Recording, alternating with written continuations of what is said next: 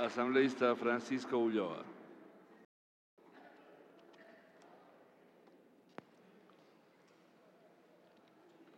Gracias, señor presidente. Permítame, previo a mi análisis respecto de la Ley de las Culturas, denunciar ante el país y a esta Asamblea que por defender que las normas se debatan y no se impongan, en este momento se encuentran privados de la libertad el dirigente nacional de la FEUE, Marcelo Rivera, y la dirigente de la FEUE de Quito, Daisy Terán.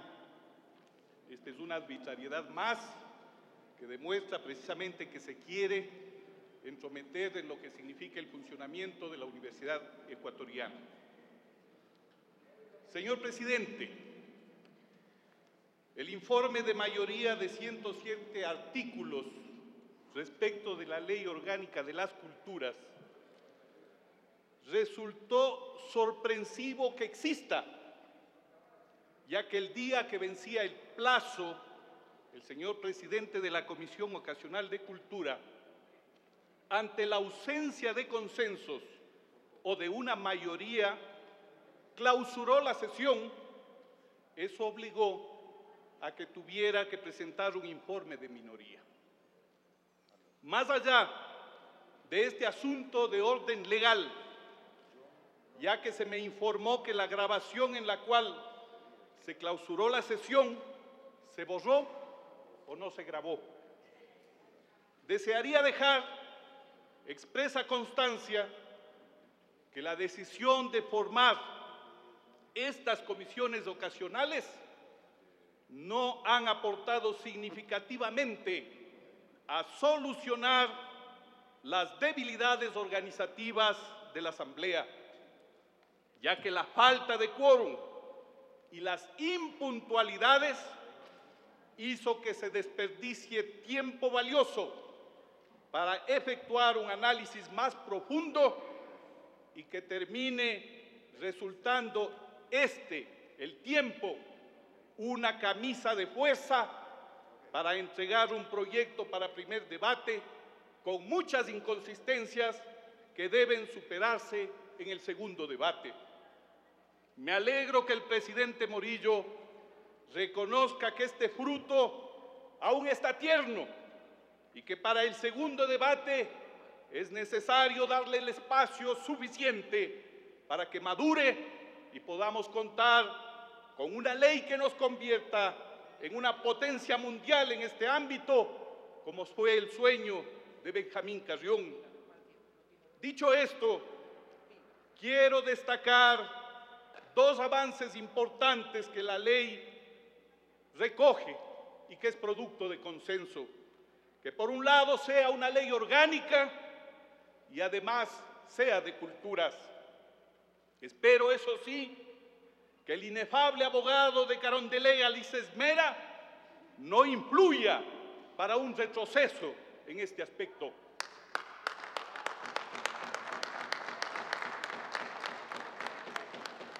Debe ser de culturas porque el Ecuador es intercultural, plurinacional, pluricultural y multiétnico. Debe ser orgánica porque cumple con los requisitos establecidos en el artículo 133 de la Constitución, en concordancia con el 53 de la Ley Orgánica de la Función Legislativa.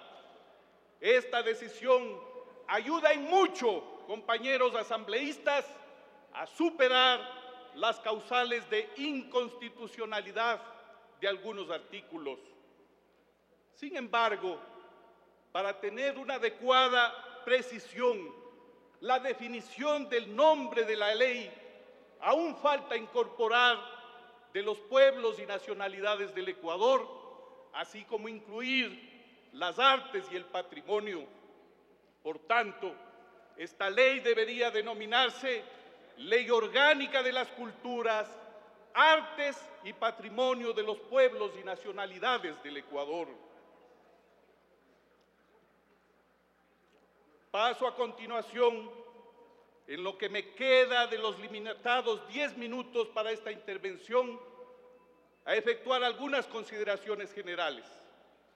A lo largo del proyecto de ley, el término nación está mal utilizado, porque nación ecuatoriana no es sinónimo de país o Estado ecuatoriano, que son los términos que deberían utilizarse. Recordemos que nación hace referencia únicamente al conglomerado mestizo y omite a las nacionalidades y pueblos. En el proyecto de ley aún no está tratado debidamente el tema de la propiedad sobre los llamados circuitos de difusión y exhibición de la cultura de masas. El monopolio seguirá vigente si no se asume con claridad en esta ley el tema de la propiedad de los medios, sean estos prensa, radio, televisión u otros. Voy finalmente a señalar algunos ejemplos necesarios de artículos que generan ambigüedades. En el artículo 2 de los fines debería agregarse la promoción y protección de la interculturalidad en condiciones de equidad. En el artículo 8, para eliminar las prácticas monopólicas, debemos democratizar la posesión de los medios de comunicación. En el artículo 16, que se refiere a los saberes ancestrales y ceremonias rituales, considero, por respeto a las cosmovisiones diferentes a la mayoría de nosotros, que debe eliminarse la frase última que le incorporaron, en donde dicen siempre y cuando no afecte los derechos humanos. En el capítulo 2, el título debe cambiar por el de la garantía y patrocinio. Esto conllevaría a la modificación del artículo 21, ya que los derechos conciudadanos, los derechos no se tutelan, se garantizan.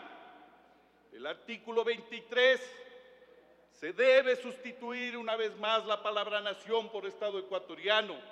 En el mismo artículo debería precisarse la diferencia sustancial que existe entre nacionalidades y pueblos. El artículo 24, aquel en el que se señala que se debe delegar funciones, debo decirles que ese ha sido el mecanismo a través del cual los gobiernos neoliberales han entregado a inescrupulosas ONGs potestades ilimitadas y se ha desentendido de una obligación gubernamental. Planteamos que el Estado, vía convenios, llegue a definir acuerdos precisos con diferentes organizaciones sociales. En el artículo 30, la redacción que dice, así como las comunidades, pueblos y nacionalidades, si ustedes se detienen a revisarlo detenidamente, se darán cuenta que es excluyente, ya que todo parecería indicar, según esa redacción, que no se considera a las comunidades, pueblos y nacionalidades como ciudadanas y ciudadanos. El artículo 66, en el numeral 2, está otra vez más utilizado el término nación, y en el numeral 8 es muy grave y debe ser eliminado, ya que a través de él, y en esto lo denuncio, se busca institucionalizar y legalizar una consigna del partido de gobierno que está siendo introducida a través del Ministerio de Educación. El artículo 68, las rectorías, señores, no debe ser de individualidades y de superministros. No es conveniente para la democracia ni para el funcionamiento de la estructura cultural del país. El sistema debe recibir una rectoría colectiva de un cuerpo colegiado, y es por eso que creo que el Consejo Nacional es el que adecuadamente puede aportar. El artículo 69 es el que se refiere a la organización y estructura del sistema. Es el aspecto probablemente de mayores discrepancias. A nuestro juicio, los 3 subsistemas son insuficientes. Estos deberían tener al menos 16 componentes. Y si me refiero, en vista del tiempo, al artículo 60, debe decir primero de la Casa de las Culturas ecuatorianas. Y a partir del 71, debe superarse las enormes contradicciones respecto a la autonomía e independencia de la Casa de la Cultura ecuatoriana. Esto no solo como homenaje a la tradición del trabajo cultural de la Casa de la Cultura ecuatoriana, sino como un elemento necesario para el real funcionamiento en base a autonomía e independencia de la Casa de la Cultura. Muchas gracias.